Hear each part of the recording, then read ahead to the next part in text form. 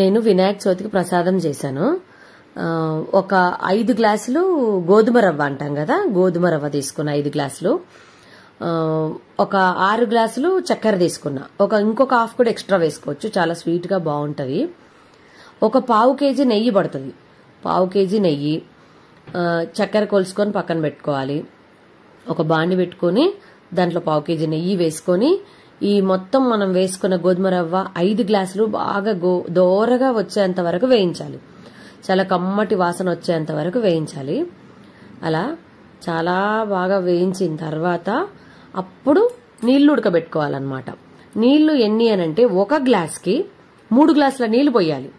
అవి సపరేట్ గా ఒక గిన్నెలో ఉడకబెడుతూ ఉండాలి. చాలా వేడిగా ఉడకాలి, ఇలా బాయిల్ అవ్వాలంటాం కదా, అలా అవ్వాలి. 1 గ్లాస్కి 3 గ్లాసుల నీళ్ళు అనమాట. పక్కన వేయిస్తున్న రవ్వ అంతా వేపుడు అయిపోయిన తర్వాత బాగా ఉడికిన దాంట్లో కొంచెం తగినంత సాల్ట్ వేసుకొని, సాల్ట్ వేస్తేనే టేస్ట్, సాల్ట్ వేసుకొని మనం వేయించిన రవ్వ మొత్తం దాంట్లో వేసి బాగా అన్నం ఉడకబెట్టినట్టు ఉడకబెట్టేసేయాలి. మంచిగా మెత్తగా అవుతుంది. పలుకు విడిపోయిన దాకా వేయించాలి అంటాం కదా నూనెలో, పలుకు విడిపోయిన దాకా నూనెలో ఉడకబెట్టాలి.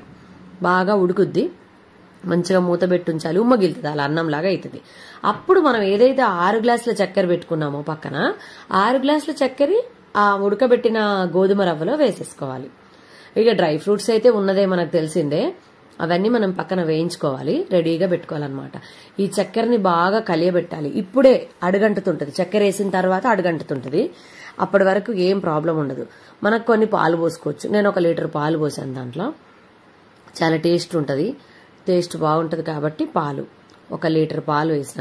2-3 లీటర్లు కూడా వేసుకోవచ్చు పాలు ఉన్నదాన్ని బట్టి. నేను 1 లీటర్ పోసాను అనమాట. చాలా బాగుంటుంది. ఇలాచీలు ఒక 10 బాగా దంచి వేసాను. ఇలాచీలు ఒక 10 వేసాను.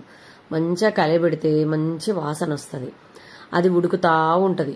ఉడుకుతా ఉన్నట్టు నేను సాఫ్రాన్ కూడా తీసుకున్నాను, ఆల్మండ్స్ తీసుకున్నాను, క్యాషూ తీసుకున్నాను, కిస్మిస్ తీసుకున్నాను. ఇదిగో ఇప్పుడు నేను చల్లేది కుంకుమ పువ్వు.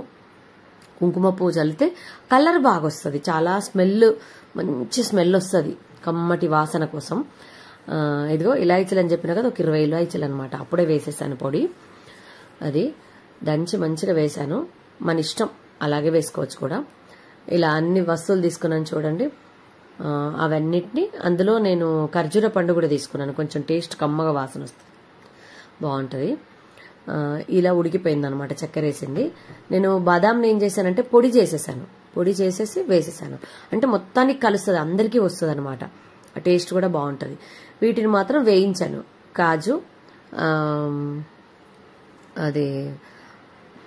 కాజు లైన్ డేట్స్ ని బాగా వేయించాను.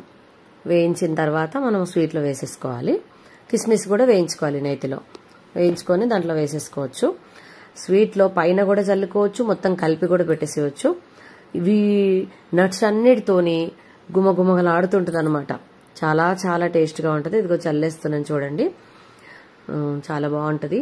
నేను వినాయక చవితికి ప్రసాదం చేశాను అనమాట. మేము సిరా అంటాం దీన్ని, రవ్వతో చేశాను.